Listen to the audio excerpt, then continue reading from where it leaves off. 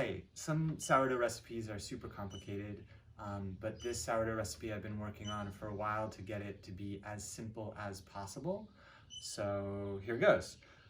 First, let's talk a little bit about ingredients and tools.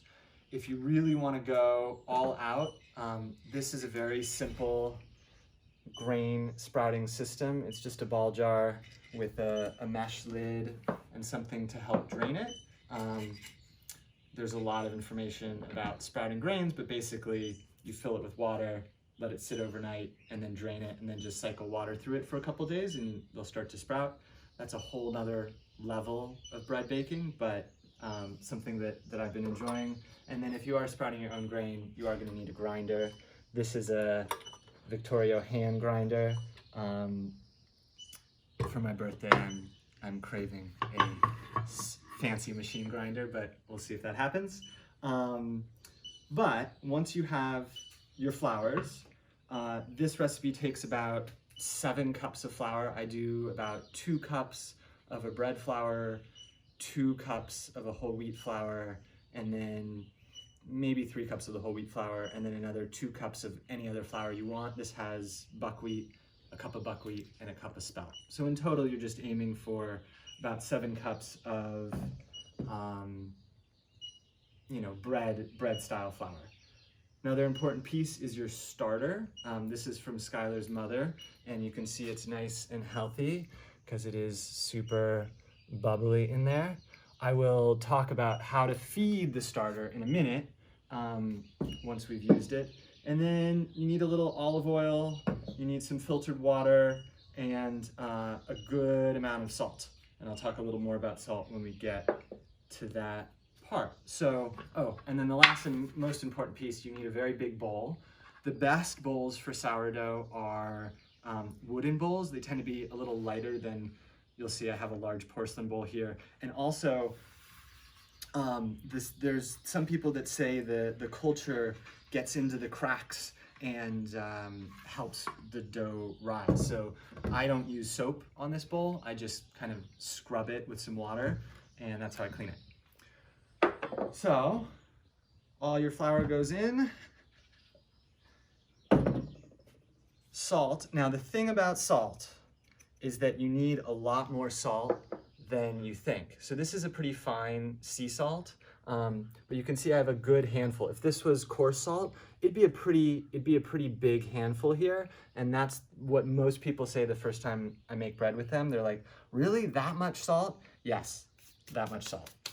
I've also chopped about a 1/4 cup of rosemary and thyme. You can put anything in here, you could put nothing in here. You'll find that fresh herbs tend to disappear a little bit in the bread, so you can put quite a lot. And then, so that's the dry stuff. Give that a quick mix with a sturdy wooden spoon. And then you create a little bowl in the middle, and you take your starter, and I'm gonna pour about, well, almost all, but not all of your starter. Obviously, and I've made this mistake early on in the past, if you don't leave yourself about a 1/4 cup to a 1/2 cup of starter, you have no starter left, and you just used all your starter in your bread. So this is a good point to talk about feeding starters. So after I poured my starter in here, I'll feed it again. I have 1/2 cup of whole wheat flour and 1/2 cup of water,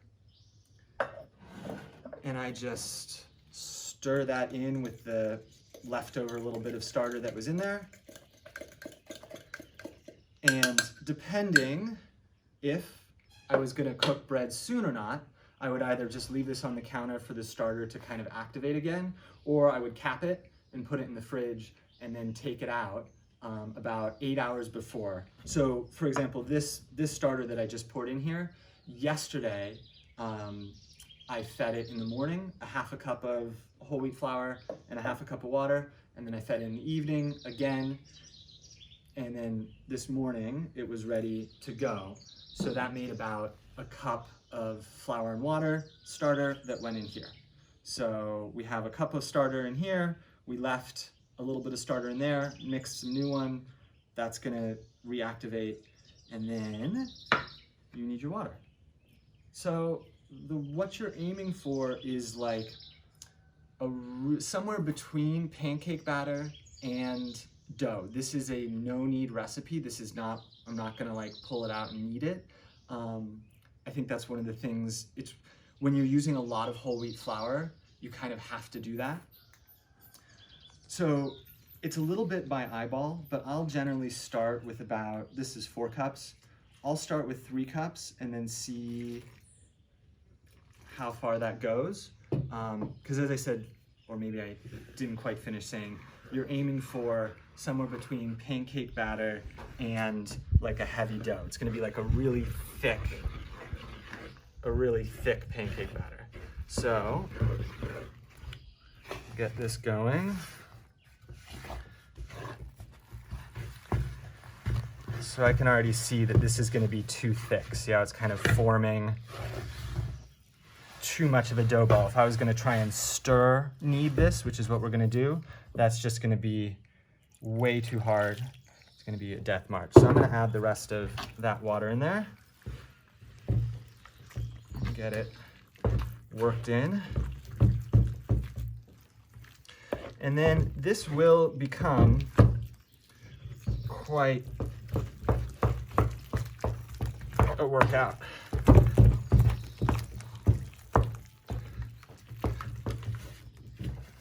So instead of kneading, this kind of heavy stirring,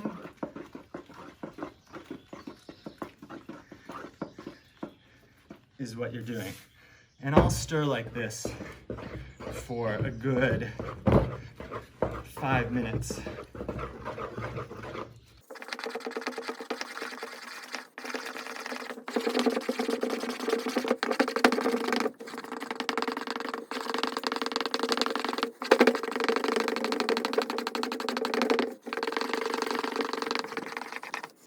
All right, so you'll know that you're getting close because you're out of breath. And also the dough will kind of start to smooth out. You'll start to see it's looking kind of nice and smooth. And also it'll almost like whip up a little bit, because this is, as I said, the equivalent of your knead. So you're using this process of stirring really hard to develop the gluten and get a little bit of air in there. All right, once that's done, you're gonna leave it aside to rise, and this just gets one rise for about 8 to 10 hours. The longer it goes, the sourer it is. I like to make it at night, let it rise overnight, and then bake it in the morning. So before we set it aside to rise, a little bit of olive oil, just drizzle on top, because that keeps it a little moister, and also you end up with a little bit of oil in the dough. And then I happen to have an old towel I stole from a hotel at one point. You cover that, and then this is what sits aside overnight. Magically, we have some that has sat overnight. So this is what it will kind of look like. You saw kind of it was a fairly dense batter, and then this is a really good risen dough. You can see all the little air bubbles. You can see it's really kind of come up in the bowl. So now you're ready to bake it. You don't need to do no second knead, no anything else. I like to use a Dutch oven. In fact, for this recipe, you have to use a Dutch oven. This Dutch oven has been in the oven for a good 45 minutes, so it's really hot. It's very tempting when you take it out of the oven and you're just looking at it to go and reach for the lid, but the lid is very hot. So you can see, maybe not, there's some steam coming out of there. So this oven was on 450 with the Dutch oven inside, and then this is the slightly tricky part. Sometimes it's nice to have a friend, but you can scrape the batter into your hot Dutch oven. This Dutch oven is maybe a little small because it's going to rise quite a bit during cooking.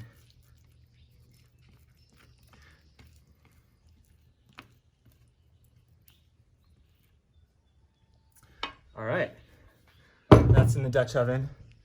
Here's the key part. Remember to put your oven mitt back on before grabbing it. And we're gonna go put this in the oven and I'll show you the last step in a moment.